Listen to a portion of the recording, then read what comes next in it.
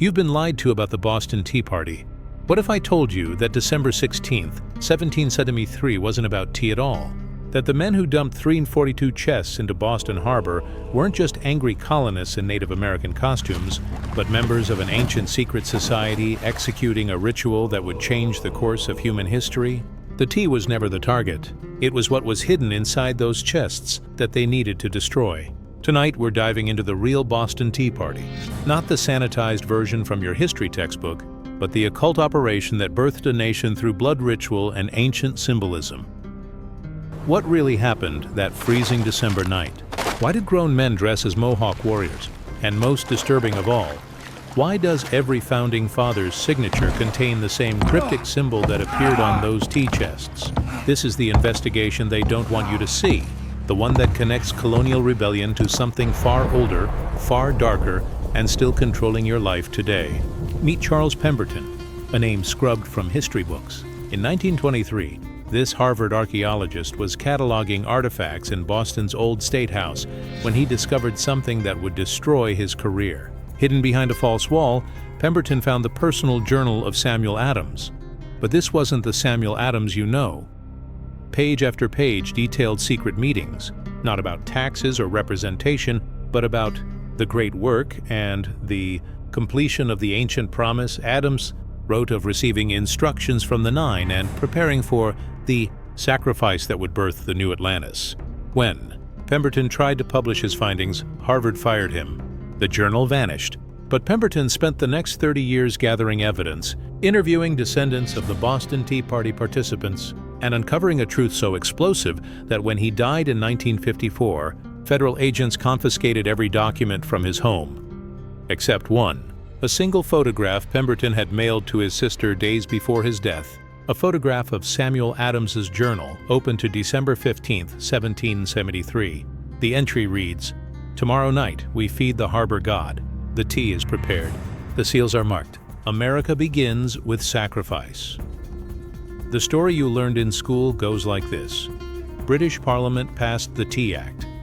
Colonists got angry about taxation without representation. On December 16th, protesters dressed as Native Americans dumped British tea into Boston Harbor. Simple, clean, heroic. But why dress as Mohawks? Historians claim it was to disguise their identities, but over 5,000 people watched from the wharf. Everyone knew who these men were. Samuel Adams didn't even try to hide his involvement. The truth begins with the Sons of Liberty.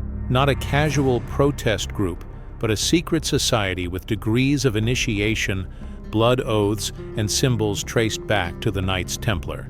Their meetings didn't happen in taverns, they happened in hidden chambers beneath Boston's churches, marked by the same square and compass later adopted by the Freemasons. But wait, it gets stranger. The East India Company, the owner of that destroyed tea, wasn't just a trading corporation. Declassified British documents from 1953 reveal it was founded by members of the Invisible College, a secret society dedicated to the preservation and transmission of antediluvian knowledge. Their ships didn't just carry tea. They carried artifacts, occult texts, and something else, something labeled in shipping manifests only as the cargo of Solomon. On November 28, 1773, the ship Dartmouth arrived in Boston Harbor. Official records state it carried 114 chests of tea, but Port Authority documents discovered in 2011 show a discrepancy. The ship's weight suggested 119 chests, 5 extra containers that appeared on no manifest. Samuel Adams knew what was in those containers. His journal mentions the 5 seals arriving and needing to be returned to the depths before the solstice. December 21st was 5 days away. They had to act fast. Evidence Layer 1. The Mohawk disguises. The colonists didn't dress as generic Indians. Every participant wore specific Mohawk warrior garb, down to the 3-feather headdress. Why Mohawk? Because the Mohawk Nation were the keepers of the Eastern Door in Iroquois tradition, the guardians who prevented evil from entering this world from the east, where the British ships arrived. Evidence Layer 2. The destruction pattern. Eyewitness accounts describe something odd. The protesters didn't just dump tea randomly. They opened chests in a specific order, creating a pattern visible from the elevated streets. Martha Ballard, watching from a window, later drew what she saw. Her sketch, discovered in 1987, shows the floating T formed a 5-pointed star, a pentagram in the harbor water. Evidence Layer 3, the date December 16, 1773. Historians note it was a Thursday. What they don't mention is that in the occult calendar it was Dies Iovis, Jupiter's day, during the festival of Saturnalia, the exact date when ancient Romans performed water sacrifices to prevent chaos from consuming the world. Coincidence? Consider this. John Hancock's personal library, catalogued after his death, contained over 40 books on Roman religious practices. Samuel Adams owned a Latin translation of the Picatrix, a medieval grimoire of astrological magic. Evidence Layer 4. The harbor. Itself, Boston Harbor wasn't randomly chosen. Maritime archaeological surveys in 2003 revealed something disturbing. The harbor floor contains an unusual geometric arrangement of massive stones, far older than colonial Boston. Carbon dating suggests they were placed there around 1000 CE, 500 years before Columbus. Who built this underwater structure? Local Massachusetts tribal histories speak of the star beneath the water where the old gods sleep. They warned the Puritans never to disturb it. The tea was dumped directly above this ancient site. Evidence Layer 5. The aftermath here, as what your history teacher never mentioned. In the weeks following the Boston Tea Party, every participant reported the same recurring nightmare. They dreamed of a massive eye opening beneath the harbor, watching them. John Crane's diary describes the terrible gaze from the depths that haunted him until death. Even stranger, British Admiral Montagu, stationed in Boston Harbor, recorded in his log that on the night of December 16th, the water glowed with an unnatural phosphorescence, and my men reported hearing singing from beneath the waves. But critics weren't. Convinced, mainstream historians dismiss these anomalies as coincidence and superstition. Professor David Fisher of Brandeis University argues that the Mohawk disguises were purely practical, a way to avoid individual prosecution while maintaining plausible deniability. The phosphorescence? Natural algae blooms, common in harbors. The Massachusetts Historical Society maintains that Pemberton's discovered journal was likely a forgery, pointing out anachronistic language and suspicious timing. They note that no other colonial documents mention the Nine, or harbor gods. As for the underwater stones, marine geologists suggest they're natural formations shaped by centuries of tidal action. The pentagram pattern in the floating T, pareidolia, the human tendency to see patterns where none exist. The Boston Tea Party was about taxes and representation, period, insists Dr. Sarah Mitchell from Harvard's History Department. These conspiracy theories dishonor the genuine political courage of our founding fathers. But what if the skeptics were wrong? In 2019, construction workers renovating Boston's Old South Meeting House, where the Tea Party was planned, made an unsettling discovery. Behind the original wooden panels, they found symbols carved into the beams. Not Christian crosses or colonial markings, but pre-Columbian glyphs that linguistics experts couldn't identify. Then came the impossible. The same symbols appeared in only one other place, on pottery fragments dredged from Boston Harbor in 2003, right above those ancient underwater stones. Pottery that predated European contact by centuries. How did Samuel Adams know symbols that shouldn't have existed in colonial Boston? The answer might lie in the one piece of evidence skeptics can't explain: the missing 5 chests. Every historical account agrees. 342 chests were destroyed. But East India Company insurance claims, filed in London and discovered in 2015, demand compensation for 347 chests. Where did those 5 extra chests go? There was one thing they didn't count on: the truth hiding in plain sight. What if the Boston Tea Party wasn't a protest at all, but a cover-up? What if those 5 missing chests contained something so dangerous, so antithetical to human existence, that the Sons of Liberty sacrificed their reputation as mere tax protesters to keep it secret? Ancient Sumerian texts speak of gift-bearers from the stars who gave humanity 5 objects of power before the Great Flood, objects that could open doorways between worlds and wake the sleeping masters. For millennia, These artifacts were lost until the East India Company found them. Their excavations in India throughout the 1760s weren't looking for tea plantations. Decoded company letters reveal they were searching for the repository of pre-flood knowledge. In 1771, they found it, a sealed chamber beneath the ruins of Dwarka, the legendary city of Krishna. Inside, 5 obsidian cubes covered in the same symbols that would later appear in Boston's Old South Meeting House.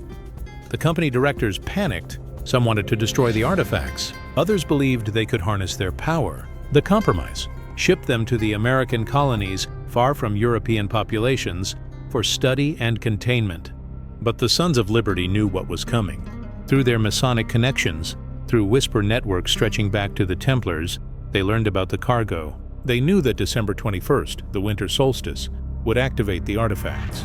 They knew what would emerge from Boston Harbor if those cubes reached the underwater monument. So they acted, dressed as spiritual warriors, performed the counter-ritual, and threw everything into the harbor: the tea to hide their true purpose, and the 5 cubes to sink them directly into the geometric prison below.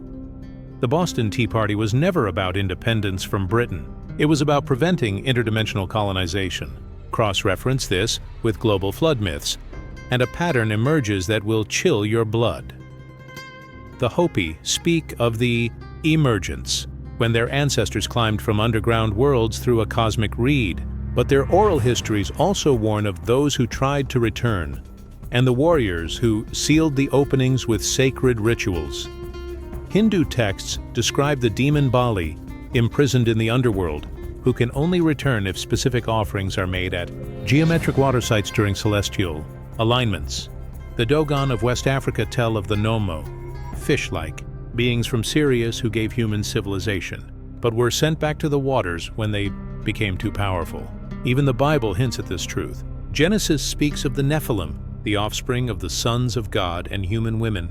But lesser-known apocryphal texts claim these beings didn't die in the flood. They were imprisoned beneath it, waiting for the breaking of the seals. 5 seals, 5 cubes, 5 chests that officially never existed. Every culture that speaks of these water prisons shares another detail. They can only be opened from our side. Someone has to perform the ritual. Someone has to break the seal. The East India Company tried. The Sons of Liberty stopped them, but for how long? On the night of December 16, 1773, something else happened that history forgot. At exactly 9 p.m., the moment the first tea chest hit the water, every church bell in Boston began ringing. Not in celebration, in warning. Witnesses described the sound as mournful and wrong, as if the bells were being rung backward. Then the earthquake hit. Oh, you didn't learn about the Boston earthquake of 1773? That's because it was erased from records. But personal diaries tell a different story. Martha Washington wrote to her sister about the night Boston shook and the harbor boiled. Paul Revere's journal mentions the great tremor that cracked the Old North Church. For exactly 13 minutes, the time it took to dump all the tea, Boston shook. Windows shattered in concentric circles spreading out from the harbor. Dogs howled and horses stampeded. And fishermen reported that the water turned black and warm, like blood. When it ended, the city fell silent. The tea floated in its pentagram pattern, and deep beneath the harbor, something that had been stirring for weeks finally went still. The next morning, dead fish covered the Boston shoreline. Not just any fish, deep-sea species that had no business in shallow harbor waters, species with too many eyes and bones in the wrong places. The colonial government ordered them burned immediately. The ashes were scattered at crossroads, an old pagan practice for trapping evil spirits. But the strangest detail? Every Son of Liberty who participated in the Tea Party reported the same thing. The moment they returned home, they found salt water in their shoes. Not harbor water, ocean water from impossible depths, as if something from the deep had marked them. Within 7 years, America was free. But at what cost? And free from what exactly? Modern science dismisses it all, of course. Marine biologists explain the deep-sea fish as a result of underwater seismic activity, the earthquake driving creatures up from ocean trenches, the harbor's phosphorescence, dinoflagellate blooms triggered by the tons of organic matter suddenly dumped in the water. Geologists found no evidence of a significant earthquake in Boston in 1773, suggesting mass hysteria or exaggerated accounts of minor tremors. The ancient stones on the harbor floor are natural basalt formations, similar to those found along the entire New England coast. Historians point out that the Sons of Liberty were demonstrably a political organization, with well-documented meetings about taxes, representation, and British tyranny. No credible evidence links them to occult practices beyond the typical Masonic symbolism of the era. As for the 5 missing chests, bookkeeping errors. The East India Company was notorious for inflated insurance claims, but if this never existed, why do so many pieces fit together? Perhaps the truth lies somewhere between history and legend. Consider this. The Boston Tea Party participants were largely Freemasons, steeped in symbolic thinking and ritual practice. What if they consciously crafted their protest as a magical act? Not because they believed in harbor gods, but because they understood the power of symbol and sacrifice in shaping human consciousness. The Mohawk disguises weren't to hide from British authorities. They were to invoke the archetypal warrior, the guardian at the threshold. The tea destruction wasn't random vandalism, it was a ritual offering, transforming material wealth into spiritual capital. The 5 missing chests? Maybe they never contained otherworldly artifacts. Maybe they contained something far more dangerous. Documents that revealed the true extent of British occult society's influence over colonial policy. Papers that showed how deeply the empire's roots stretched into esoteric tradition. Or perhaps the real revelation is simpler yet more profound. The American Revolution began not with philosophy or politics, but with an act of symbolic magic, a group of men who understood that to birth a new nation, they needed to perform a ritual so powerful it would echo through centuries. They succeeded. Every American child learns about the Boston Tea Party. Few learn why it worked. What if your freedom was born from a ritual you never understood? Think about it. The Boston Tea Party created a mythic moment that defined American identity. Rebellion against tyranny, dramatic action over patient negotiation, the willingness to destroy property for principle. These aren't just political values. They're magical principles, the same ones used in every revolutionary movement since. But here's what should really keep you up at night. If the Sons of Liberty really did prevent something from emerging in 1773, their solution was temporary. The underwater monument is still there. The geometric patterns still exist beneath centuries of silt. And the East India Company's successor corporations still operate, still excavate, still search. In 2021, a deep-sea mapping project in Boston Harbor was suddenly classified by the Department of Defense. The official reason? Navigation security. But maritime traffic has used that harbor for centuries without classified maps. What did they find down there? What's waiting beneath the waters where your nation was born? And most unsettling of all, if it took a magical act to create America, what will it take to destroy it? The next time you see an image of the Boston Tea Party, men in feathers dumping tea while crowds cheer, remember what you've learned tonight. See past the simple story of tax protest to the deeper truth. A group of initiated men performing a ritual to seal away something that should never have been disturbed. They dressed as spiritual warriors because they were spiritual warriors. They dumped material wealth into the harbor because some prices are worth paying. They created a nation through an act of symbolic magic that still shapes your reality today. The question is, what do you believe really happened on December 16, 1773?